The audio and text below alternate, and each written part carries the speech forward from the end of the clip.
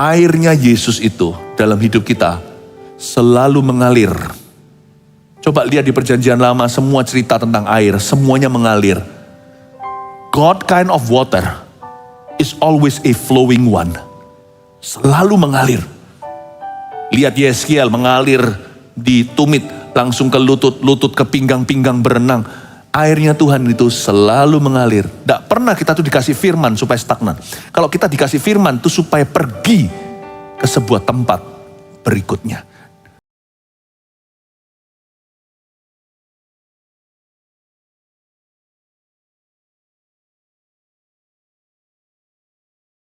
Silakan duduk, langsung ambil Alkitab dan catatan. Lukas pasal yang ke-10, terakhir kali saya khotbah di depan kalian, saya menyampaikan Lukas 10 ayat 1 dan 2. Saya ingin lanjutkan di ayat 3-nya sekarang sampai 9. Saya berikan judul, Domba ke Tengah Serigala. Young people, you are going somewhere from here. Orang-orang muda, kalian semua, kita semua beranjak dari sini ke sebuah tempat. Sebuah tempat itu namanya rencana Tuhan. You're going to your God-given destiny. Allah sedang menuntunmu dari sekarang ini menuju kepada tujuan ilahimu. Setiap kalian tuh punya tujuan ilahi. Cerita hidup saya, Tuhan membawa saya ternyata ke stadion-stadion, mungkin tidak sama setiap kita, meskipun masing-masing kita punya DNA jiwa-jiwa. Tapi nanti cara pemakaian Allah tidak perlu sama, Allah itu kreatif. Tuhan tuh saking kreatifnya, jangan sampai kita menghina.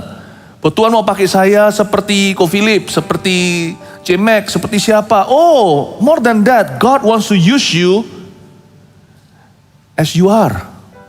Tuhan akan memakaimu dengan caranya yang ajaib, sebagaimana dirimu berada, apa adanya. Tuhan akan memakaimu dengan caramu dengan Allah, atau cara Allah dengan dirimu. But each one of us, setiap kita memiliki God-given destiny. Kita semua punya tujuan ilahi. You're going somewhere. Yang pasti, where you're going, kemana kalian pergi, di situ ada serigalanya.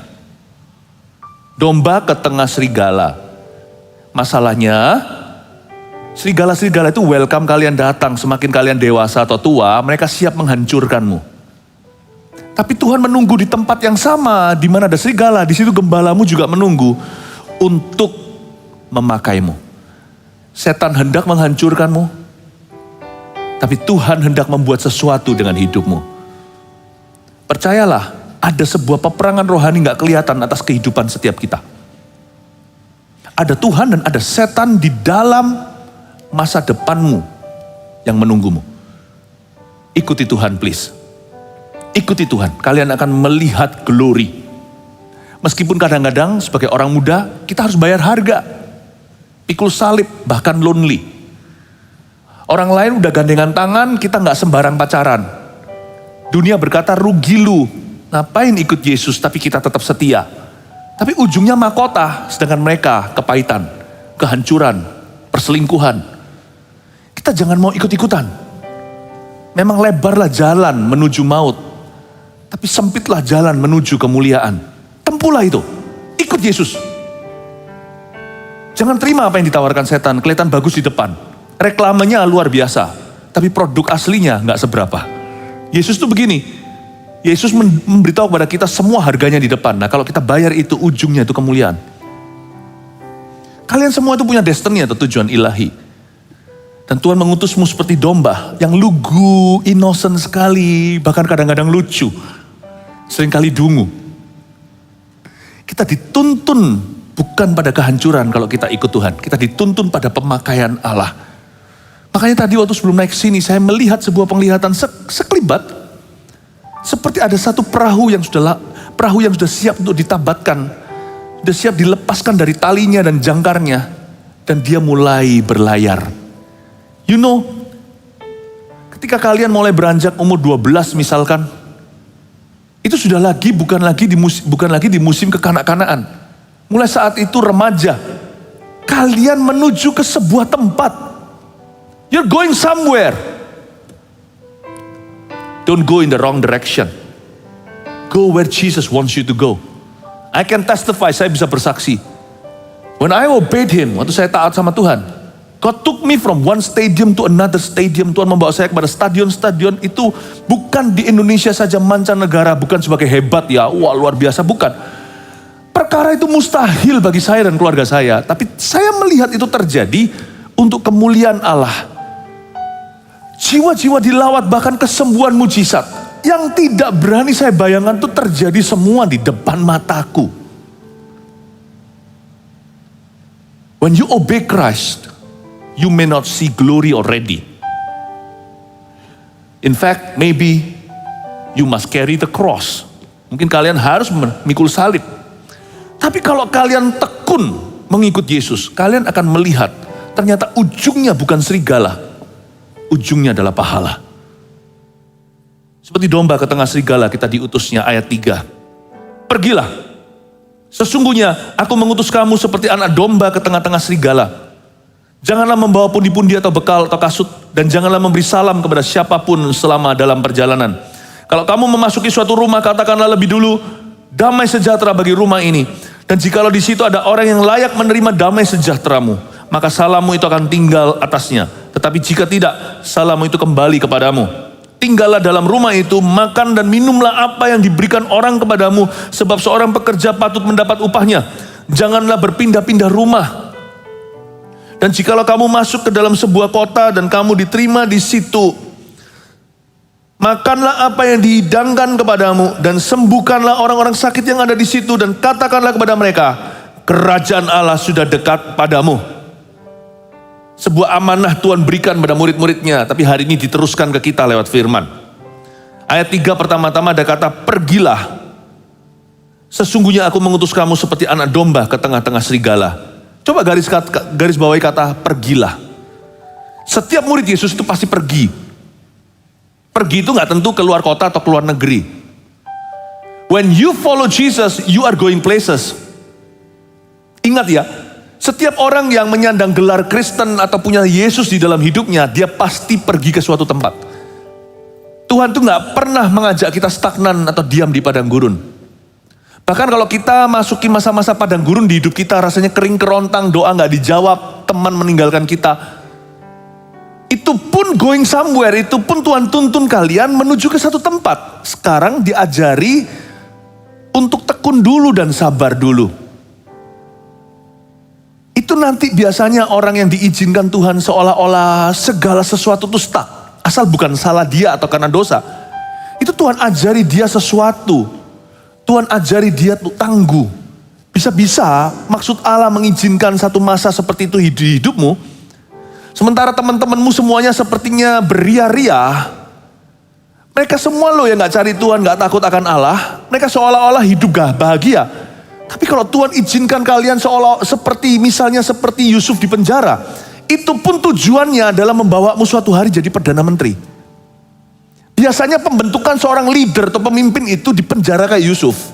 Gak tentu penjara beneran. Kadang-kadang seolah-olah penjara jiwa. Aku mau bebas nggak bisa seperti teman-temanku, mau dosa, mau seenaknya, mau pacaran, gonta-ganti kanan kiri. Aku kok nggak boleh sama pemimpinku? Aku kok nggak boleh sama Tuhanku? Sekalipun jikalau kalian ada di padang gurun pun, Tuhan punya pikiran tanah Kanaan untuk kalian. Orang yang ikut Yesus selalu akan pergi ke suatu tempat. Karena Tuhan tidak pernah memberi kita air yang menggenang. Itu sarang nyamuk demam berdarah. Airnya Yesus itu dalam hidup kita selalu mengalir. Coba lihat di perjanjian lama, semua cerita tentang air, semuanya mengalir. God kind of water is always a flowing one. Selalu mengalir. Lihat Yeskiel mengalir di tumit, langsung ke lutut ke pinggang berenang. Airnya Tuhan itu selalu mengalir. Tidak pernah kita tuh dikasih firman supaya stagnan. Kalau kita dikasih firman itu supaya pergi ke sebuah tempat berikutnya. Sekalian tahu nggak? You're going somewhere. Tiap kali kalian ulang tahun, happy birthday to you, happy birthday to you. Sekalipun salah lagu kadang-kadang. Selamat ulang tahun, selamat ulang tahun, selamat ulang tahun. Baru sadar, itu lagunya salah, selamat hari Natal. Ya kan? Pernah gak kita kalian nyanyikan lagu happy birthday itu salah? Saya pernah nyanyiin orang selamat ulang tahun baru sadar. Dan tahun baru. Sekalipun, kalau ingat tak, setiap kali kalian birthday, ulang tahun itu, you're getting older. Don't just get older, go somewhere. Go somewhere with your age as you age. Go somewhere. Pergilah. Alkitab mengatakan, pergilah. Sesungguhnya aku mengutus kamu. Ajaib bukan? Kita semua ini bukan teenager. Kita ini bukan youth. Kita bukan apa-apa dulu. Tergantung profesinya, ibu rumah tangga, pengusaha. Bukan, kita semua itu utusan Tuhan. Tahu nggak? Tuhan mengutusmu ke sesuatu loh. Jangan pernah berkata aku lahir itu kebetulan. Nggak ada. Sekalipun yang mungkin ada di sini yang dikandung di luar nikah misalnya. Wedlock babies. Orang dunia di Indonesia dikatakan anak haram. Nggak ada. Kalau ada kasus seperti itu yang haram bukan anaknya. Itu papa mamanya yang membuat kesalahan. Setiap anak yang lahir di dunia. Entah dia cacat badan pun. Atau apapun juga kekurangannya. Setiap kita yang didatangkan, dihadirkan Tuhan di dalam kehidupan ini, Tuhan punya tujuan ilahi. Have you ever asked yourself, why am I here? Pernah tanya enggak, kenapa aku ada di sini? Ada apa ya Tuhan? Tanya. Enggak ada yang kebetulan. Sidik jarimu pun satu-satunya. Jikalau mau melakukan kejahatan pasti ketangkap. Pasti ketahuan. Sidik jari kita itu loh, tidak ada kembarannya. Anak kembar Siam pun berbeda. Pasti Tuhan punya sesuatu dalam hidupmu yang tidak ada rencana itu sejak Adam dan Hawa sampai kiamat dunia. You ask Him, discover, temukan what that is for you. Pergilah, sebab aku mengutus kamu. Tanya sama Tuhan, Tuhan, mengapa aku dilahirkan? Jangan tanya sama Tuhan kenapa, jangan tanya sama manusia kenapa kita dilahirkan. Nanti diberitahu proses kelahirannya seperti apa. Itu dimulai gini loh Nyo, papa mamamu kawin dulu jatuh cinta, begitu. Enggak, I'm not interested, itu semuanya alami. Tapi beritahu aku sesuatu yang supranatural, yang di dalam alam jasmani, saya nggak bisa tangkap. Harus lewat pewahyuan. Lord, why am I here? Kenapa aku ada di sini? Why am I here today? Supaya kita nggak hanya sekolah, lalu ikut-ikutan dunia. Nanti teman-teman ke kiri, kita ke kiri. Arus dunia ke kanan, kita ke kanan. Tahu nggak suatu hari waktu kita mati, semua yang kita ikuti atau mengikuti kita, nggak mengikuti kita atau kita bisa ikuti dia. Kita akan berdiri sendiri di hadapan tahta, dikatakan di Wahyu 20-an. Kita akan berdiri memberi pertanggungjawaban kepada dia yang menciptakan kita. You know that, you come from Him, you go back to Him. Jangan pengangguran. Kita semua itu datang dari dia. Waktu di kandungan pun, kita ditenung sendirian. Kita datang dari dia, kita pulang kepada dia. Nanti dia akan tanya, what have you done with your life? Temukan tujuan hidupmu jangan nanti waktu kamu mati. Temukan tujuan hidupmu sekarang juga, apalagi masih muda. You ask yourself this question, why am I here? Supaya jangan kita ngomel, aku itu loh dilahirkan di keluarga yang tidak mencintai aku. Kalau sampai Tuhan izinkan kalian dilahirkan di dalam keluarga yang menurut versi kalian gak dicintai, itu pun subjektif loh ya, gak objektif tenan. Karena nanti gak tentu juga seperti yang kau rasakan. Itu semua perlu diinvestigasi. Tapi misalkan kalian benar, memang kalian gak dicinta, tanya sama Tuhan kenapa kalian dilahirkan di keluarga yang gak mencintaimu. Mungkinkah karena supaya mengajari mereka apa itu kasih? Mungkinkah dilahirkan di keluarga itu seorang bayi? Ya, dirimu. Tuhan memang utus seorang misionaris ke keluarga itu. Kalian gak diutus sebagai misionaris ke Afrika. Kalian diutus kepada orang-orang yang marganya sama. Tapi untuk mencelikkan mata mereka. Have you ever asked God this question? Aku kenapa gak dilahirkan di keluarga yang kaya raya? Kenapa keluarga aku tuh bangkrut melulu? Why? Mungkinkah lewat kalian, keluargamu akan mengerti apa artinya berjalan dalam perkenanan? Mungkinkah Tuhan lahirkan, Tuhan izinkan seorang bayi lahir, lambang pemerintahan ada di atas pundaknya? Mungkinkah itu bukan hanya Yesus, tapi Tuhan taruh seorang yang punya lambang pemerintahan. Bukan supaya main perintah di keluarga, tapi supaya menunjukkan bahwa dalam Kristus ada berkat. Nanti kalian bisa menjadi kasus berhasil perdana di keluargamu. Berapa banyak orang-orang terkaya di dunia itu keluar dari keluarga, mereka itu dilahirkan dan dibesarkan di keluarga termiskin. Kisah sukses itu jarang yang keluar dari keluarga kaya punya anak-anak, biasanya kekayaannya menurun kecuali anak-anaknya brilian. Kebanyakan ya, kalau Anda lihat, kalau kalian dengarkan kesaksian, gak usah yang rohani, yang duniawi pun. Mereka itu dari keluarga biasa yang mencuat namanya karena keuletannya. God is not finished with this world. He still makes new testimonies. Tuhan masih membuat kesaksian-kesaksian baru. Bisakah kita melihat diri kita sebagai utusan Allah supaya kita jangan mengomel? Kenapa? Supaya kita tidak mengeluh. Andai kata kita mengerti who we are.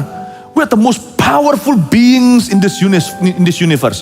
Kalau kita tahu siapa diri kita, kita akan menjadi orang-orang yang paling berkuasa. Tapi anak muda itu, pertanyaan nomor satu yang gak terjawab selalu adalah who am I? Who am I actually? Gak terjawab. Lalu pembuktian diri.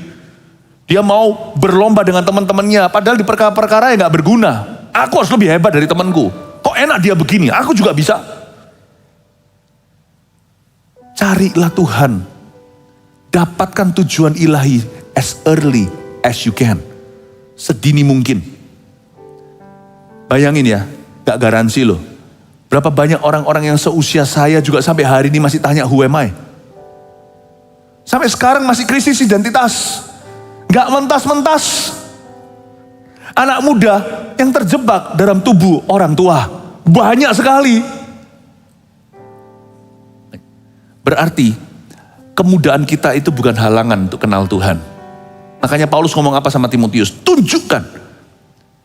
Jangan seorang pun menganggap kamu muda. Tunjukkan dalam prinsip hidupmu, dalam kekudusan, kesucian, dalam kasih, dalam iman. Tunjukkan. Tuhan juga bilang yang sama-sama Yeremia. Jangan bilang kamu masih muda. Kamu kuangkat menjadi nabi bagi bangsa-bangsa. Kepada siapa kamu kuutus, kamu pergi ke situ. Jangan gentar supaya kamu jangan kugentarkan di hadapan mereka. What a powerful word. Yeremia mungkin usianya waktu itu masih belasan. Timotius apalagi itu masih baby face dia. Masa muda tidak sama sekali menjadi halangan. Samuel contohnya, malah masa kecil tuh Samuel. Dia mendengar suara Allah dan sejak hari itu dia cari Tuhannya, Allah Israel. Dan tidak ada satupun firman yang gugur. Sedangkan Eli yang tua bangka itu ditinggal oleh Tuhan. Your age is not a hindrance. It's never too early to seek Jesus. Tidak pernah terlalu dini untuk kita menggenapi panggilan kita. Jangan pernah berkata, aku masih muda. Nanti aja kalau usia sekian aku sungguh-sungguh dengan Tuhan. Gak akan ada, gak akan datang saat itu. Karena setiap usia itu ada salibnya sendiri. Setiap usia, setiap umur itu ada tantangannya. Maka itu kalau kalian mau temukan rancangan Tuhan dalam hidup kalian dimulai hari ini. Justru lebih mudah, lebih bagus lagi. Katakan, Tuhan, I want to know who I am. Dan jangan dengarkan apa kata dunia. Karena dunia berkata, kamu bukan siapa-siapa. Tapi Tuhan berkata, kamu adalah utusan Allah. Siapa di sini merasa dirinya adalah utusan Tuhan dan percaya ini, beri tepuk tangan untuk Tuhan Yesus.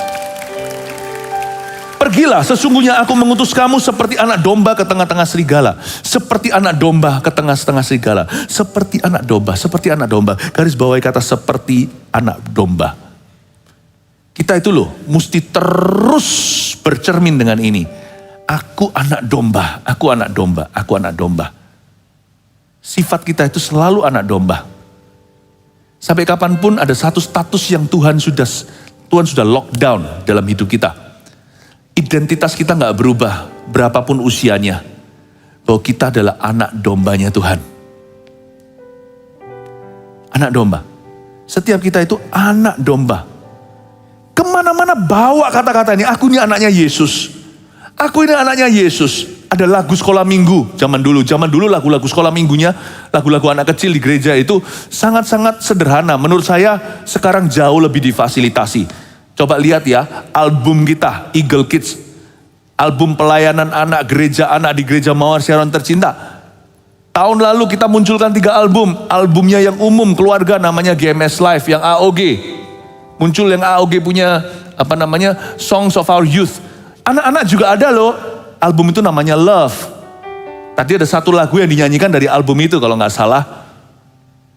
Ya. Lagu-lagu sekarang itu jauh lebih intim dengan Tuhan. Tapi zaman dulu ya lumayan lah ya. Ada 1 lagu bunyinya gini. Aku anak raja, engkau anak raja, kita semua anak raja. Tahu lagu itu? Aku anak raja, engkau anak raja, kita semua anak raja. Haleluya, puji Tuhan, haleluya, puji Tuhan, haleluya, puji Tuhan, haleluya. Lalu lanjut lagi biasanya, amin. Terus ada yang saut, haleluya, amin, haleluya, amin, amin, amin. Tahu nggak? Betul sekali. Kemana-mana ingetin. Meskipun lagu ini sederhana, aku ini anak raja. Aku ini anak Yesus. Kalau aku populer di sekolah, jangan sok-sokan. Itu untuk Tuhan. Jangan curi kemuliaan. Bercermin tiap hari, lihatlah anak domba, jangan mentang-mentang singa.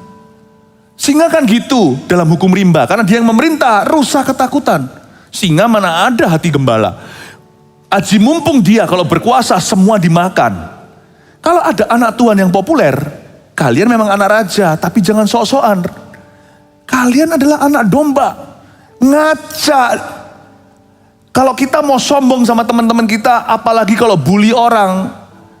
Kalau kita pilih-pilih teman, lalu kita merasa malu bergaul dengan mereka yang sifatnya sederhana, padahal mereka gak pernah malu-maluin kita. Ngaca, bertobatlah. Kita terlalu banyak percaya dirinya. Sudah sampai keluar dari ranah anak domba. Sebab domba tidak bertindak seperti itu. Domba tidak berkelakuan begitu. Ngaca, aku anak domba. Aku anak domba. Saya ganti, aku anak domba. Aku anak domba. Kita semua anak domba. Aku anak domba. Kamu semua anak domba. Jangan ada yang sok gaya-gaya. Haleluya, puji Tuhan, haleluya. Itu lagu bisa diganti-ganti waktu masih kecil anak-anak saya. Supaya anti evolusi dari kecil kan. Saya tahu nanti mungkin siapa tahu kurikulum bahkan di Indonesia ikut-ikutan. Puji Tuhan sampai sekarang belum. Saya ganti. Dari kecil mereka ketawa-ketawa. Aku bukan monyet. Aku bukan monyet. Aku bukan monyet. Lalu anak saya masih kecil saya bukan begini-gini. Aku bukan monyet. Aku bukan monyet. Aku bukan monyet. Gitu ya. Jadi mereka dari dulu kecilnya gak pernah tahu lagu itu Aku Anak Raja. Dia selalu nyanyi Aku Bukan Monyet. Lagu itu bisa diganti. Aku anak domba. Engkau anak domba. Kita semua anak domba. Jangan ada yang gaya. Kalau kita diberi Tuhan kuasa, itu untuk Tuhan. Kalau kita dikasih pengaruh, kita adalah OSIS-nya misalnya, itu pasti supaya kita bisa tuntun orang kepada Tuhan, kepada kebenaran, pada gereja. Kalau kita menjadi anak yang paling pintar di sekolah, bukan supaya kita gaya. Kalau kita paling dikasih Tuhan tampang, cantik misalnya, atau dikasih tampang cakep, ganteng sekali. Ya, ganteng dulu, ganteng sekarang berubah-ubah. Zaman dulu waktu saya masih kecil, ganteng itu yang kasar-kasar gitu loh mukanya, yang brewok-brewok begitu, yang dulu ada papan rokok, papan reklame rokok waktu saya masih kecil itu yang apa itu? Wah, yang cowboy begitu itu, wah itu yang ganteng-ganteng. Sekarang beda, yang mulus-mulus itu yang ganteng. Yang Lee Min Ho, Ho Chi Minh Ta. Ya, yang kayak gitu, beda-beda. Kalau kalian dikasih tampang ganteng dan cakep, bukan supaya kalian sombong. Karena kalian anak domba. Anak domba jangan bertindak gaya serigala. Jangan bertindak gaya singa. Anak domba harus mawas diri. Tapi kalau kita adalah sisi yang dibully, jangan kita itu rendah diri. Mau orang bilang, ih kamu kutu buku, kamu nerd, kamu... Atau ih orang kok begitu, mungkin kita mungkin ada sedikit yang bibirnya agak miring, seolah-olah sumbing. Wah, jadikan cibiran. Orang itu jahat loh. Saya pernah rasain dibully kayak gitu. Dibully pukul tuh lebih enak daripada secara verbal, karena itu membunuh karakter seseorang. Saya kecilnya kan kaki saya itu kecil. Seperti polio gitu, kan pakai sepatu besi. Dan saya dari kecil itu panggilannya macam-macam. Hei kamu cacat, kamu cacat. Saya pindah Taiwan juga sama. Ternyata anak di seluruh dunia sama kejamnya kalau tanpa Tuhan. Sampai di sana saya nggak bisa matematika karena waktu itu otak saya itu disetrum di rumah sakit karena saya itu sakit syaraf. Waktu di Indonesia kenapa saya dipindah? Itu karena saya hampir disekolahkan di sekolah berkebutuhan khusus. Sampai di situ tahu nggak? Nickname saya berubah. Kalau di Indonesia dipanggil si lumpuh, si cacat. Hei cacat. Sampai di Taiwan saya dipanggil si sakwa. Setuan bahasa Chinese-nya. Si bodoh, idiot. Itu panggilan saya waktu kecil. I know how painful that was. How painful it was. Tapi mama saya memberitahu, nggak apa-apa, kamu mau dibilang sakwa, kamu mau dibilang lumpuh cacat, kamu anak mama papa. Puji syukur pada Tuhan saya punya orang tua yang booster, saya punya gambar diri. Meskipun bukan iman karena waktu itu keluarga saya belum di dalam Tuhan. Tapi saya tetap tidak mengalami breakthrough di dalam hati karena hanya Roh Kudus yang bisa. Hanya firman, selama itu hanya positive thinking, itu hanya sebatas. Makanya dulu saya suka berkelahi sama orang. Karena saya tidak kenaan, karena dari kecil saya dibully.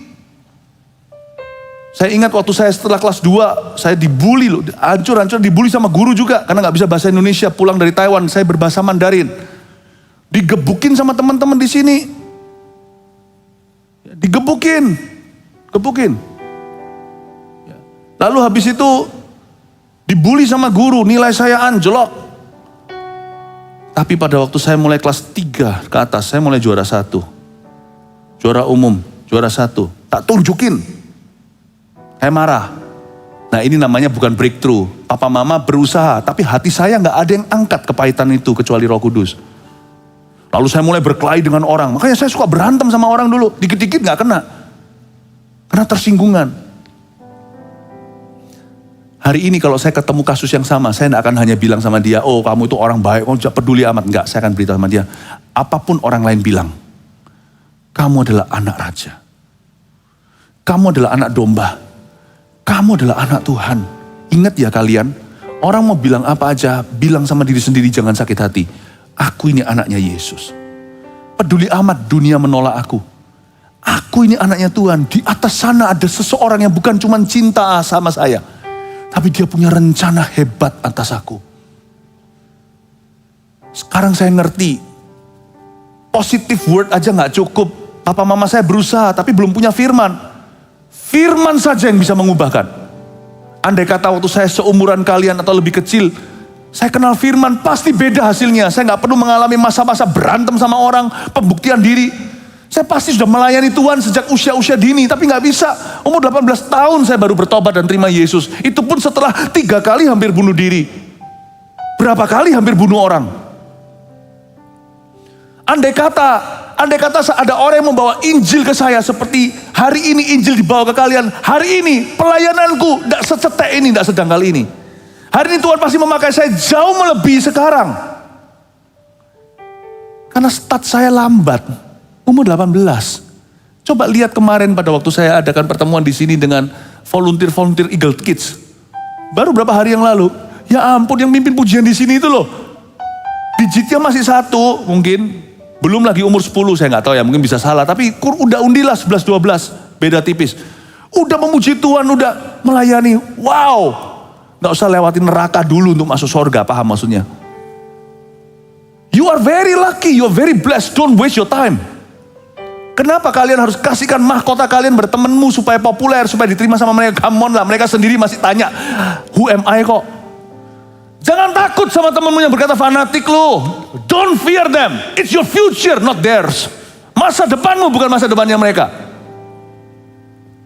Kalau saya bisa mencuri start, tak curi tahun-tahunmu ini, kalau bisa saya mulai dari umur 12.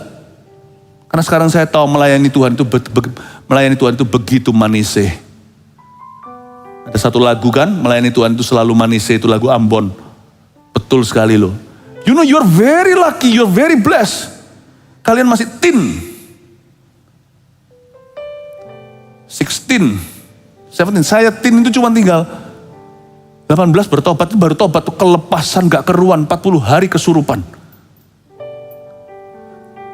mungkin itu cuma pernah ngecap Yesus itu 1 tahun, yaitu 19.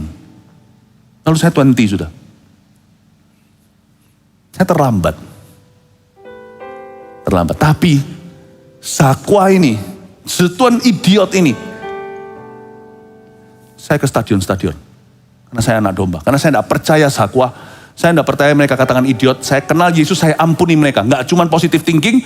Lalu saya berkata, saya pompa diri saya di dalam, lalu saya balas mereka. Beda lagi. Karena sekarang saya pakai cara Yesus. Sejak ku terima Yesus, sesuatu terjadi. Saya ampuni mereka, sungguh-sungguh legawa loh. Saya bukan ampuni tapi masih gondok di hati. Enggak, saya ampuni mereka dan betul-betul lepas sampai kelepasan. Saya lepas pengampunan. Lalu Tuhan ubahkan. Ketika saya tidak percaya apa kata dunia, apapun kata mereka, aku anak domba. Aku anak raja. Mulailah si setuan, si idiot, si Zakua ini mulai diubah sama Tuhan. Orang-orang semuanya gak ada yang percaya saya bisa menjadi sesuatu. Tuhan bawa saya melampaui orang-orang seusia saya. Saya beritahu bukan karena saya hebat, tapi karena saya percaya.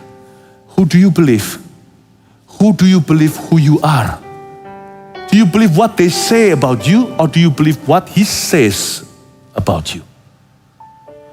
Dan what he says about you here, murid-murid diberitahu, pergilah, sesungguhnya aku mengutus kamu seperti anak domba ke tengah-tengah serigala. Mari kita ngaca ya, yang di atas jangan gaya. Ingatlah, kalau kalian diberikan talenta itu untuk Tuhan, itu untuk CG, untuk misi Yesus Kristus, untuk amanat agung, untuk jiwa-jiwa, untuk menyelamatkan mereka. Untuk menyelamatkan mereka. Saya bukan orang yang ganteng atau apa. Ganteng atau cakep itu relatif, saudara. Seperti yang saya katakan, dulu gantengnya itu brewoan, sekarang gantengnya itu yang mulus semuanya. Iya kan? Dulu yang wajahnya agak bolong-bolong itu zamannya papa mamamu. Itu yang cakep sekali. Wah, ini macho man, ini kayak wah, this is a rough man. Sekarang yang mulus-mulus, bahkan yang bibirnya merah-merah yang laki-lakinya. Saya kok gak ngerti sampai sekarang itu ganteng itu definisinya apa. Wis bagi saya yang ganteng Yesus aja wis. Tapi saya juga bukan orang, tapi saya agak beda. Waktu saya pergi ke Taiwan pertama kali saya masih ingat. Pertama kali saya berdiri di Taiwan waktu itu umur 30-an. Lalu saya diperkenalkan. Orang-orang gak percaya, lu masa pendeta? Karena mereka tuh lucu.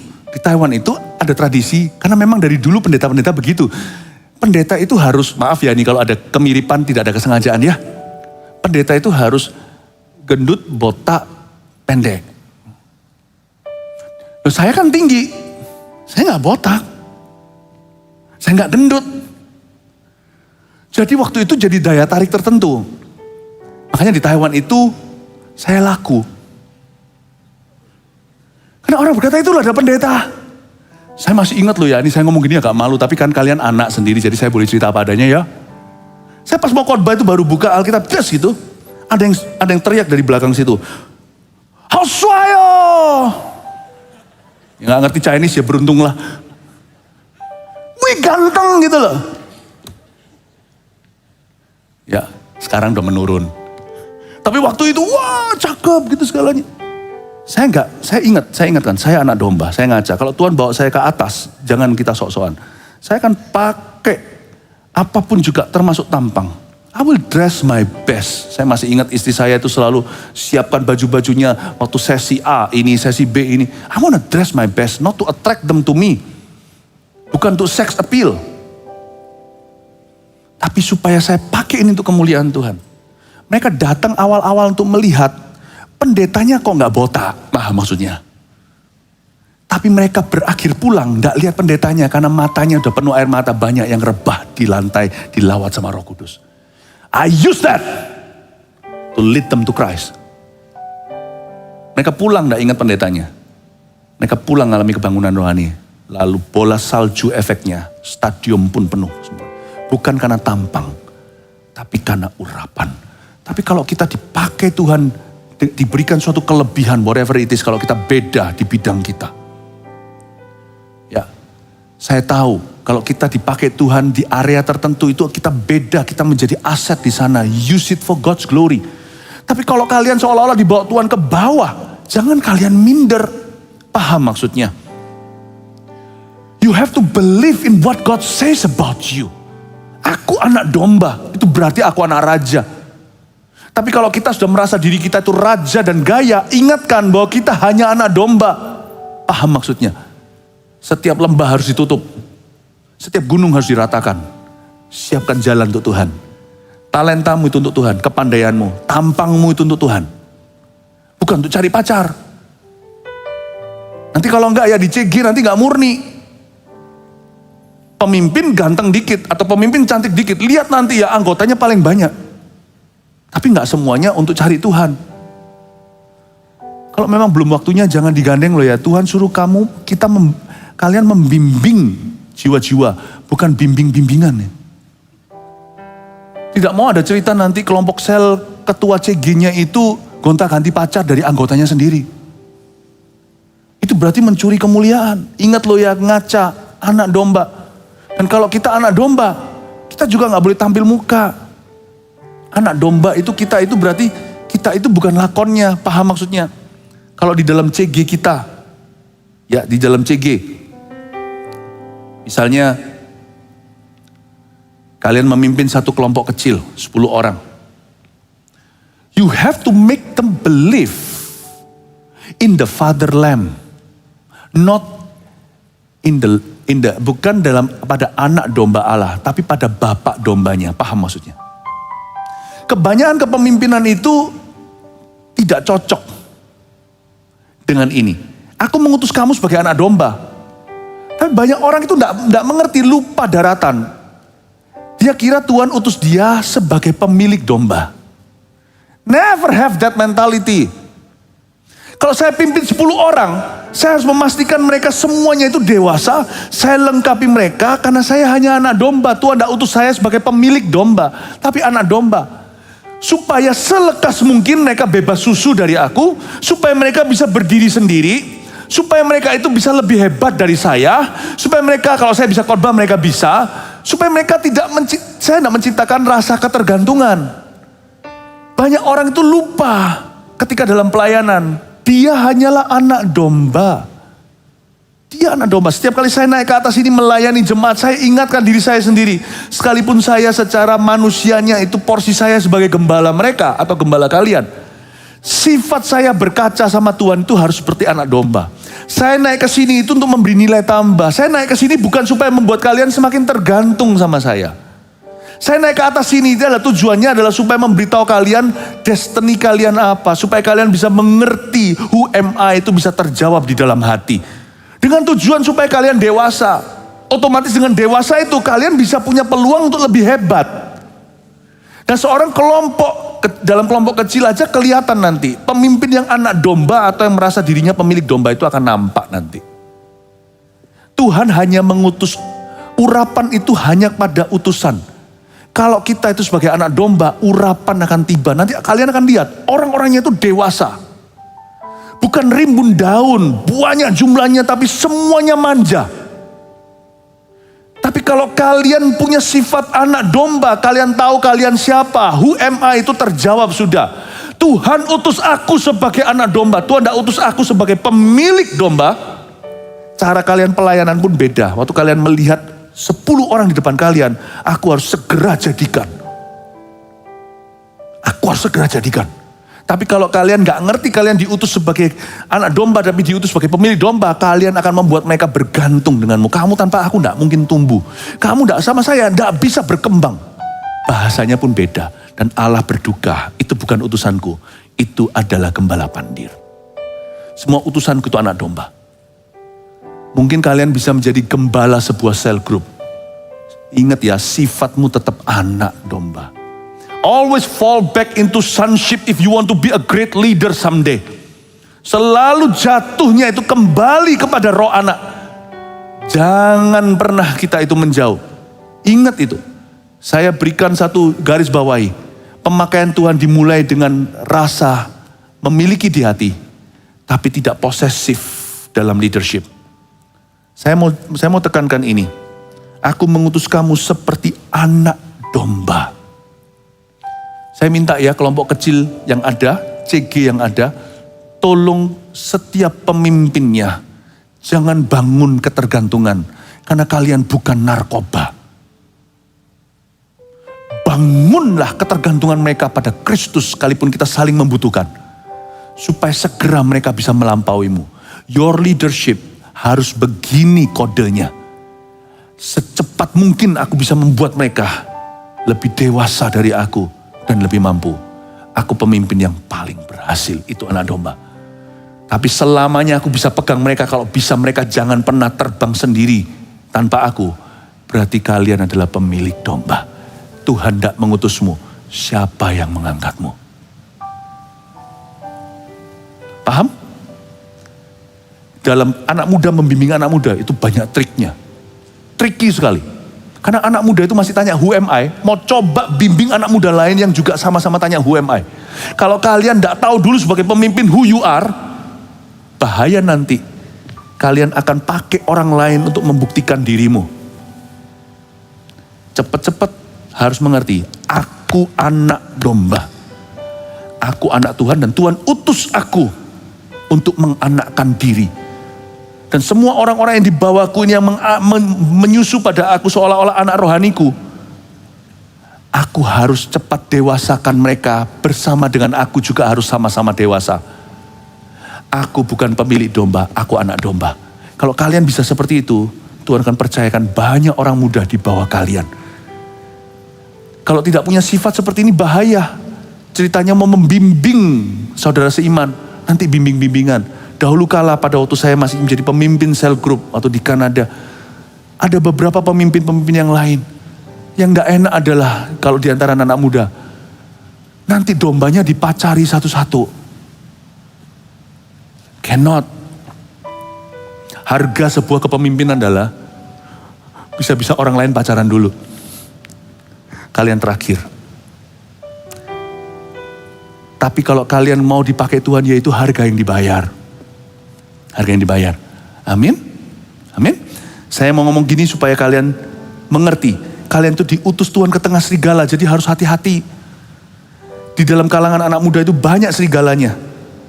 Ya, saya baca sekali lagi ayat 3, pergilah sesungguhnya aku mengutus kamu seperti anak domba ke tengah-tengah serigala. Janganlah membawa pundi-pundi atau bekal atau kasut.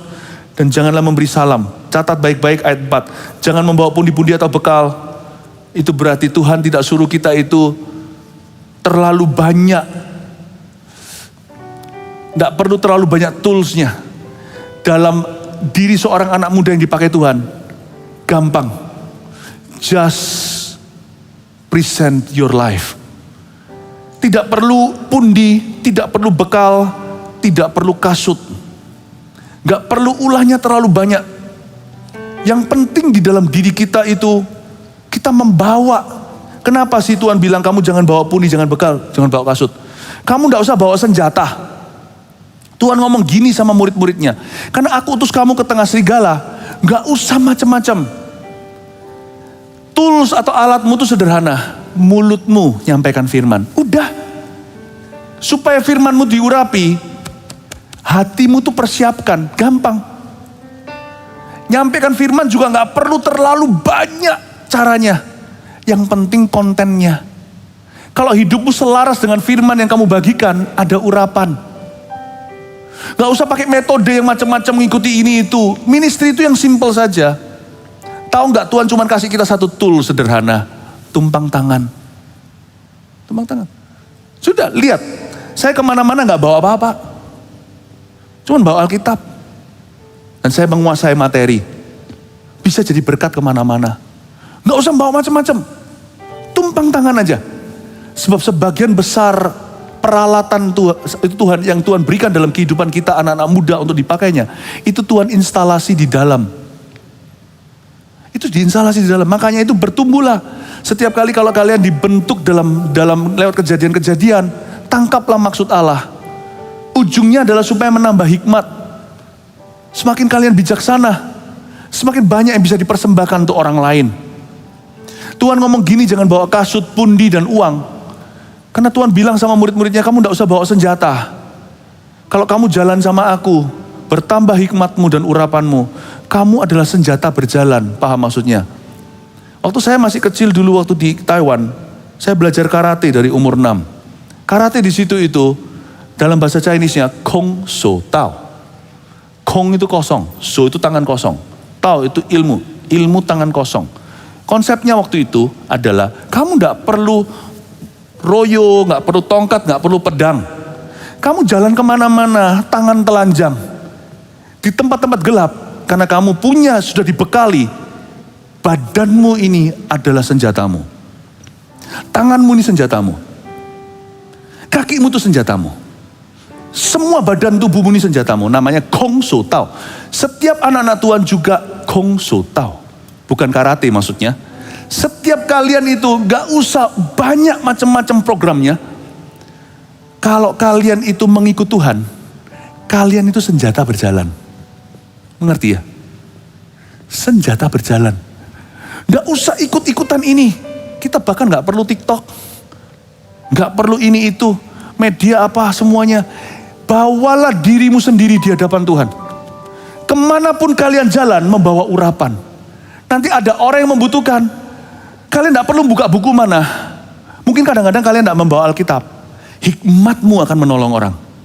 Semua itu di dalammu. Semua yang kau perlukan untuk misimu berhasil itu ada di dalammu. It's in you. It's in you. Makanya jangan cari pembenaran atau pembuktian diri di dalam diri orang lain. Whatever things that make you useful in the kingdom of God, apapun juga yang membuatmu dipakai oleh Allah, semua itu ada inside you. Kong So Tao. Gak perlu bawa apa-apa. Saya kemana-mana bawa Alkitab gini aja. Kalau saya berjalan dengan Tuhan, taruh saya di satu negara, ya, saya bawa Alkitab saja. Nanti makanan bisa beli, nyusul, baju juga, sikat gigi kalau lupa. Saya bawa Alkitab ini aja. That nation will revive. Because everything that nation needs to revive through me, apapun yang negara itu butuhkan untuk mengalami kebangunan rohani melalui pelayanan saya, semua ada di dalam saya. Paham maksud saya? Makanya itu anak muda kalau dibentuk Tuhan jangan melawan. Tuhan sedang nambahkan urapan. Karena kalianlah senjata Allah untuk berjalan. Kalian tidak butuh approval teman-temanmu. Butuh supaya mereka itu memberimu approval. Aku setuju. Kalian butuh dukungan dari yang lainnya. No need. When you walk with the Holy Spirit, you are a walking weapon. Amin. Amin. Jangan membawa pundi, bekal, atau kasut. Jangan memberi salam kepada siapapun selama dalam perjalanan. Ingat ya, anak-anak muda, untuk dipakai Tuhan. You believe it or not? If you've got faith in you, if you walk with the Holy Spirit, if you know who He is, kalau kita kenal siapa Dia, sungguhan, kalau kita kenal siapa Dia, asal kalian menjaga persekutuan dengan Roh Kudus dalam hatimu, kemanapun kalian pergi akan dipakai sama Tuhan. Everywhere you go, God will use you. Kemanapun juga Tuhan akan memakaimu. Saya kasih contoh satu aja, saya tidak akan habiskan sampai 9 ayat. Suatu hari saya dan istri saya sampai di Hong Kong. Waktu di Hong Kong situ, ada orang, ada orang salah ngambil koper. Zaman dulu, koper kami ketuker. Lah kalau ada koper nganggur di situ, koperku diambil. Ya wis, kalau gitu saya ambil koper yang orang ini nggak tahu punya siapa, ya nggak bisa begitu dong. Koper kami raib. Aduh Tuhan, gimana nih Tuhan? Alkitab saya ini ada di dalamnya. Saya bilang seperti ini, Tuhan. Aduh Tuhan, kita ini datang ke sini untuk urusan beberapa, ya pelayanan ya urusan bisnis waktu itu. Saya bilang seperti ini, Tuhan, koper hari ini nanti aku tidur pakai apa? Aku sikat gigi pakai apa? Aku makan pakai apa? Ya ada uang sih bisa beli. Tapi semua koper hilang itu hilang rasa aman. Roh Kudus ngajari saya sesuatu. Philip, semua yang kau butuhkan itu tidak ada satupun yang material. Semua yang kamu butuhkan sudah ada di dalam dirimu. Bertahun-tahun training atau pelatihanku atas dirimu telah memunculkan iman, memunculkan kasih, memunculkan kesabaran, ketekunan, hikmat, bijaksana, hubungan terbuka dengan Bapa. Kita bisa minta. Apalagi yang kurang? You actually don't need anything. When you walk with me, you only need the clothes you are wearing. Supaya jangan kita pergi jalan telanjang dong. You only need that. Dan juga you need the Bible sih. Alkitab tidak saya berhalakan, cuman saya sejak saat itu kapok-kapok saya tobat-tobat. Setiap kali saya bawa pergi ke luar negeri atau kemana-mana, Alkitab ini selalu ada di teng-teng tangan saya. Semua orang yang tahu saya selalu saya bawa Alkitab di situ. Alkitab tidak pernah saya masukkan ke dalam luggage untuk dimasukkan ke bagasi. Karena sejak pengalaman itu, saya hampir kehilangan Alkitab favorit saya. Bukan yang ini, Alkitab saat teduh pribadiku. Ya, Alkitab sebenarnya, bahkan Alkitab pun tidak dibutuhkan. Paham? Karena bukan saya hafal, tapi saya sudah hidup di dalam firman. Tapi Alkitab tetap saya butuhkan karena saya tidak pernah menguasainya, saya terus membacanya. Jadi satu-satunya buku barang material yang sangat berguna bagi saya, I cannot live without it, adalah Alkitab. Yang lainnya tambahan. Tak ceritain dia. Roh Kudus ngomong gitu sama saya. Tapi kan gak menyelesaikan masalah, koperku mana? Semua barang kita di dalam situ. Roh Kudus ngomong gini, semua yang kau butuhkan itu tidak ada di kopermu. Semua yang kau butuhkan sudah ada di dalam dirimu, di dalam hatimu. Maksudnya gimana Tuhan lah, gimana, tapi praktisnya loh Tuhan. Nanti malam ini gimana Tuhan, bajunya, sepatunya, kaos kakinya. Tuhan bilang, semua itu bisa ditambahkan. Belajar untuk tidak dependent, tidak bergantung dengan apa-apa. Apa yang telah kuajarkan?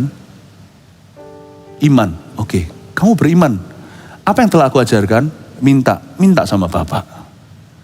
Oh, saya berdoa sederhana di airport, Tuhan, hamba minta, kembalikan koper itu temukan. Saya pergi ke Lost and Found, saya titipi dan beritahu, nanti kalau ada koper gini, koper saya hilang, ya ini tagnya. Untung saya simpan, tanda terima. Saya dan istri saya sampai ke hotel, nggak bawa apa-apa. Ringan, naik satu taksi, kelar, taksi biasa. Ya beli semua yang dibutuhkan sementara. Tapi kami beriman, sungguhan loh, malam dapat telepon dari airport. Kopernya diantar ke hotel akhirnya. Ada orang ketukar koper. Dan dia ngambil koper kami. Dikembalikan Lost and Found di airport. Dikembalikan ke saya. Maksud saya apa? Look, I can ask God. I can ask God. Koper itu kembali. Sekalipun tidak kembali. I can ask God. Untuk kirim orang, kirim piyama untuk saya hari itu. Saya tidak butuh apa-apa. I don't need anything. If I walk with Jesus. Orang muda belajar baggage free ya dalam hidup ini. Karena dalam hidupmu nanti semakin banyak barang dan benda. Hidupmu semakin kompleks. Teman, perlu di like segalanya. Make your life simply primitive. Jangan bawa kasut, jangan bawa pundi, jangan bawa uang. Just bring Jesus with you. Uang akan datang, pundi akan diisi, bakulmu tidak akan terbengkelai. Amin. Kalau kalian mau dipakai Tuhan, you're going to a destiny where the wolves are.